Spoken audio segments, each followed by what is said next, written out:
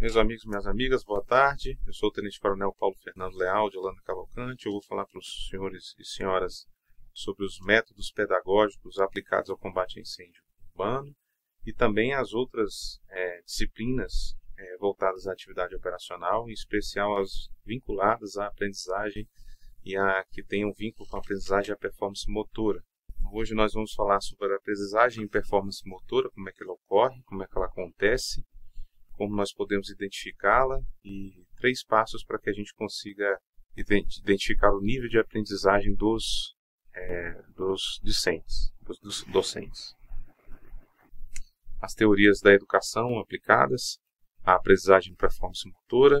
Vamos falar um pouco sobre o NFPA 1041, que fala dos níveis de formação e dos instrutores dos serviços de bombeiro no mundo, em especial nos Estados Unidos. A metodologia do ensino aplicada a esse ensino e a necessidade de contexto, né, que é um conceito introduzido pelo chefe John McDonnell.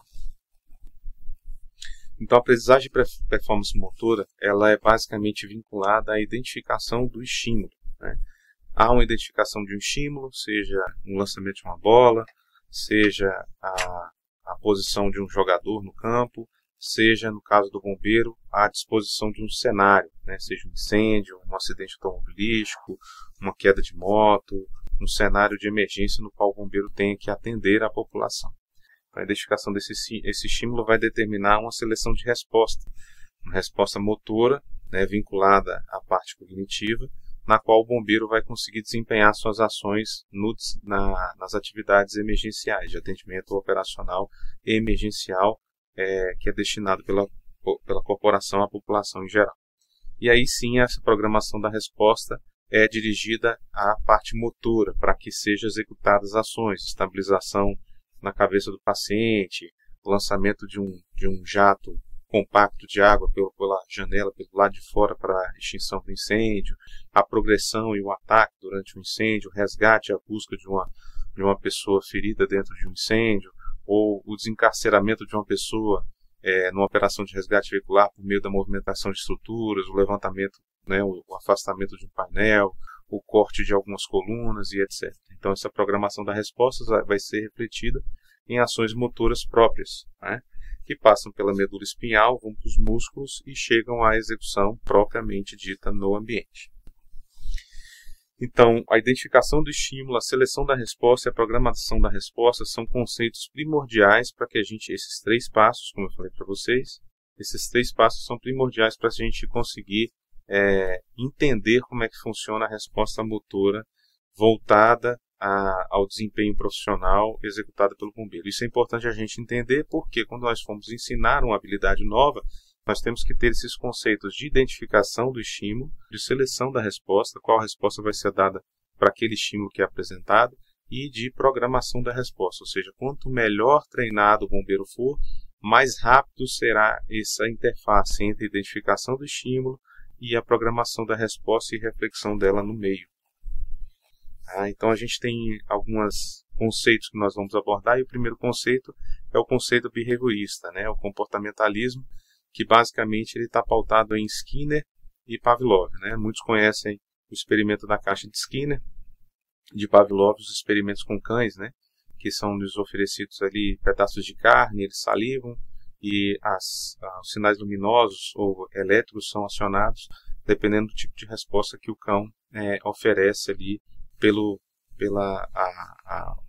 o oferecimento ali daquele estímulo momentâneo, né, da carne, ou no caso dos ratos, né, na caixa de Skinner, o oferecimento de alguma recompensa, né, por alguma atividade que foi desempenhada. Então, uma história muito interessante é a história dos macacos, né, que são fechados em uma sala e é colocado um cacho de banana nessa sala, né. Então, 5 macacos são colocados dentro dessa sala e um cacho de banana no topo com uma escada.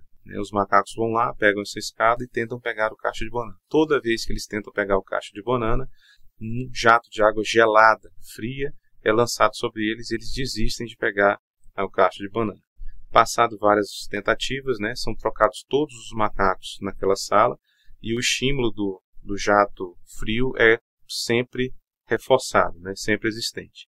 A partir de um determinado momento é trocado o último macaco, e esse macaco não foi submetido ao estímulo do jato frio de água, né, para o desacreditar alcançar a banana que está no topo da sala. E esse macaco consegue pegar a banana, né? Repentinamente, os outros 4 macacos que estão na sala tentam evitar com que ele pegue o cacho de banana, né, e batem nesse macaco e impedem que ele pegue o cacho de banana, mesmo que o estímulo não exista. Então, estou relatando esse fato, né, esse relato é interessante para que nós tomemos cuidado com o comportamentalismo, né? Só oferecer o estímulo e esperar uma resposta do aluno pode estar condicionando o aluno a uma resposta equivocada. No caso dos macacos, né, a agressão física ao macaco que não sofreu com o jato frio de água. Então é sempre importante observar que esse tipo de estímulo deve ser feito da forma correta, com reforço positivo. O reforço negativo geralmente lhe causa prejuízos à aprendizagem. Então o reforço positivo é sempre importante de ser pautado quando se for tratar com o comportamentalismo. Passamos então a falar sobre Vygotsky, né? Vygotsky é um teórico da educação formado, né, em direito russo, mas que voltou os seus estudos para a parte pedagógica, né, de ensino e aprendizagem, principalmente por meio do instrumentalismo, ou seja, do uso dos instrumentos para a aprendizagem dos alunos. Então, Vygotsky vem com o conceito de zona de desenvolvimento proximal, ou seja, quando você vai apresentar, né, por meio da teoria histórico-cultural.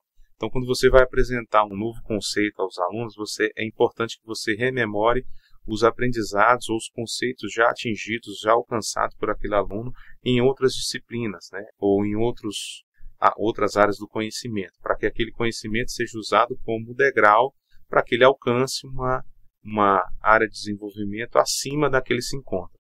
E que essa área de desenvolvimento não esteja distante demais, né, muito acima do que ele já conhece, também não esteja aquém demais, né, muito abaixo do que ele já conhece, né, e já pratica. Tá? Então, por exemplo, nós vamos ensinar uma forma de equipagem, né, com um equipamento de proteção respiratória, sendo que nós não ensinamos ainda o aluno a equipar com equipamento de proteção individual. Então, esse gap, né, essa distância entre a zona de desenvolvimento que ele se encontra e aquele que quer alcançar é muito grande. Então, nós primeiro temos que ensinar a equipagem com EPI para ensinar a equipagem com IPR, né, com equipamento de proteção respiratória, para que ele consiga galgar essas zonas com o passar do tempo. Né? E a mesma coisa acontece nas outras disciplinas, atendimento hospitalar, salvamento, etc. Né? Um exemplo, nó, né? Nós vamos cobrar do aluno que monte um sistema 3x1, sendo que ele não sabe fazer nem as alças simples, né? Básicas que nós temos de conhecimento na atividade de bombeiro, ou nós de fixação, né, de extremidades, sendo que ele não tem esse conhecimento para montar um sistema 3x1 devidamente adequado. Então, a zona de desenvolvimento proximal é justamente que nós estejamos próximos de onde o aluno está e estejamos avançando para um nível de desenvolvimento que ele consiga alcançar, levando em consideração a cultura, né, a história que esse aluno já carrega consigo.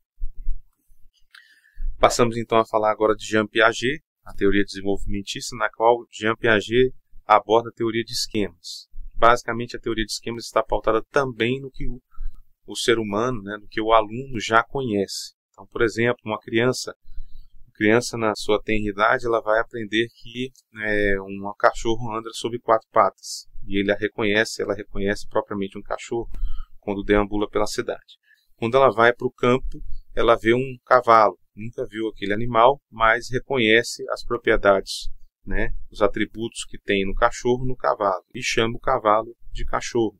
Por quê? Ela tem já um esquema formado de que o cachorro tem a mesma configuração de locomoção do que o cavalo. Mas aí a mãe e o pai o adverte, ou corrige, ou ensina que aquilo ali é um cavalo. Então ela adquire um novo esquema. Então Jean Piaget trabalha justamente nessa teoria desenvolvimentista e no conceito de equilibração. O que é equilibração? Nós estamos sempre em constante aprendizado. Então a gente está sempre aprendendo.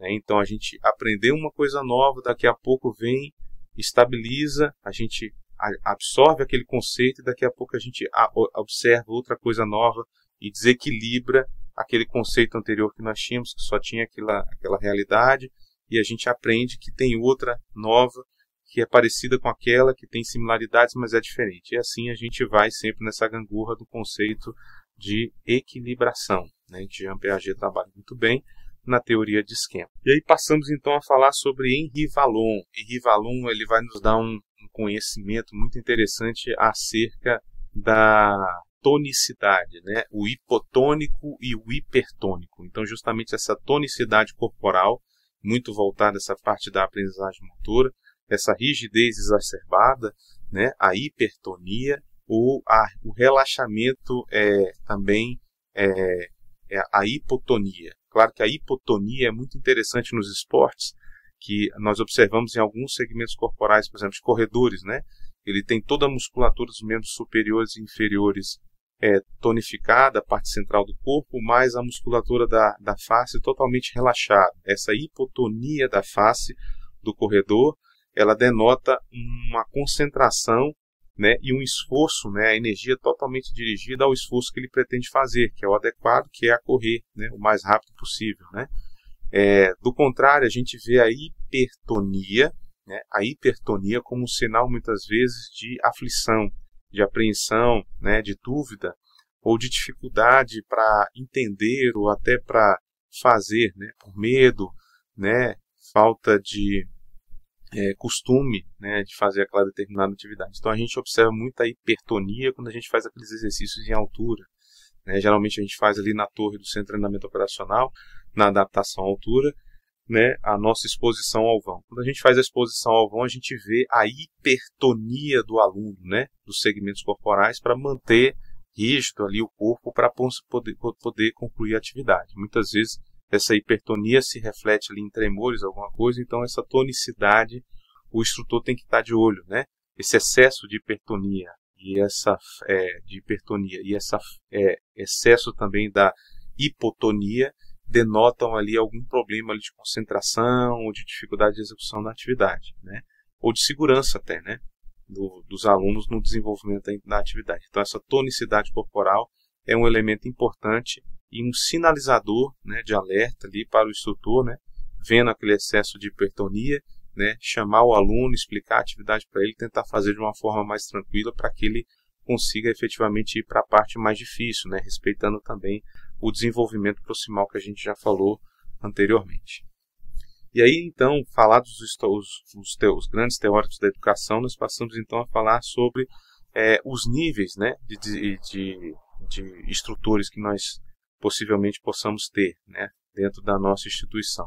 O que é recomendado, na verdade, pelas normas internacionais, diante do que a gente vem observando aí em termos de aprendizagem e performance motora. Então é interessante observar que dentre os níveis de performance e aprendizagem motora, né, apresentados pelos alunos, nós temos o nível autônomo, que é o nível desejado, onde ele já reconhece e identifica os erros. Nós temos o nível verbal, onde ele precisa de um reforço verbal ali, de uma correção verbal, de um erro eventualmente que ele tenha cometido para desenvolver uma determinada atividade técnica.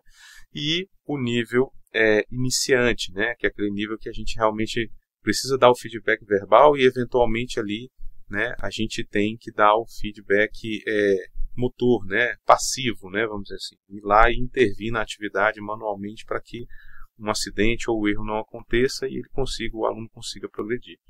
Explicado esses níveis de aprendizagem, é interessante a gente observar que os instrutores também possuem níveis, né, conforme a NFPA. Então, os níveis que nós estamos mais habituados, 1, 2 e 3, são níveis iniciais, né, de proficiência do instrutor, nos quais ele é basicamente um monitor da atividade. Está aprendendo junto com o instrutor, que é o instrutor da cadeira, o instrutor-chefe, que vai tocar a atividade por completo. E os níveis 4 e 5 são níveis de instrutores que já trabalham em altura, na parte aquática, com fogo real em especial. São instrutores que já têm mais habilidade em lidar com as atividades e conseguem tocar uma aula praticamente que sozinhos e os monitores ali praticamente acompanhando. A NFPA 1041, na verdade, ela é a que preconiza esse nivelamento dos instrutores. Tá? Então, basicamente, aí nós temos esses níveis de instrutores pautados junto às pirâmides de aprendizagem, né, que basicamente é o que eu já tinha explicado para vocês anteriormente para explicar os níveis de instrutores. Então, o nível inicial, né? Depois o nível verbal e o nível autônomo. Então a gente sempre quer atingir esse nível autônomo. Dificilmente a gente vai conseguir, mas né, no final de uma formação, mas eventualmente numa especialização, né, já no aperfeiçoamento, a gente já consiga esse nível autônomo de identificação de erro. O verbal a gente tem aquele feedback verbal para correção, e o inicial a gente precisa às vezes de uma orientação passiva do instrutor. Tá? Então aí na pirâmide de aprendizagem a gente vai passar também a pautar alguns assuntos com relação ao nível de aprendizagem que a gente consegue com alguns implementos que a gente oferece na aula. Então, as leituras, né, a leitura, basicamente, a leitura em voz alta, né, ela vai dar ali um nível de aprendizagem de 5 a 10%, né, de absorção do conhecimento. Né, a exposição audiovisual com uma demonstração, 20 a 30%, né, a discussão em grupo, 50%, né, amplifica, né, então a gente pode fazer isso em conjunto, né, uma exposição visual, uma leitura, e trabalhar também essa demonstração em conjunto, e aí depois uma discussão em grupo para fixar mais o conhecimento. A participação e a execução da atividade, olha que interessante, 75%. E quando você coloca o aluno para ensinar, explicar o que ele acabou de executar, demonstrando ainda por cima, 90%. Então, quanto mais a gente explorar esses níveis dessa pirâmide de aprendizagem, melhor a gente vai ter o desenvolvimento do aluno e a performance motora agregada ao desempenho profissional. E aí o chefe John, ele vem com mais um conhecimento, John McDonough, que é um Duty Commander, né, do New South Wales Fire Rescue, é um teórico da educação muito conhecido desde 92, quando escreveu o Fog Attack, que é um livro muito utilizado pelos instrutores de combate a incêndio. Ele fala da importância do contexto. Então, assim, além da questão da leitura em voz alta, do estímulo audiovisual, da execução, da demonstração pelo instrutor, da execução pelo aluno e do próprio discussão em grupo e do ensino, né, o aluno explicar o que ele acabou de executar, né, ensinar para os outros, ele fala da importância do contexto. Né? Para ensinar bombeiro é muito importante você contextualizar com as ideias que ele já tem pautadas na sua vivência profissional, em especial os bombeiros mais antigos, trazendo para eles reflexões de ocorrências vividas, né, pela nossa corporação, até por eles mesmos.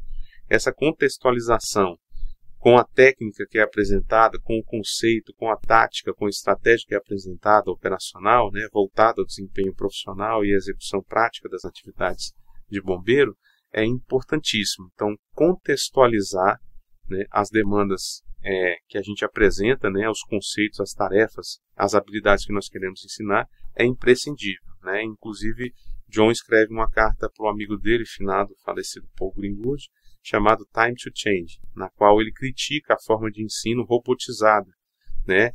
Robotizada do século XIX, XVIII. Ele diz que nós repetimos isso no século XX e XXI, e que nós temos que mudar, nós temos que contextualizar as nossas práticas, colocando situações problema, para que os alunos consigam entender que a realidade pode ser vivida ali no treinamento, e a solução está ali, e essa prática constante vai repercutir um melhor desempenho profissional.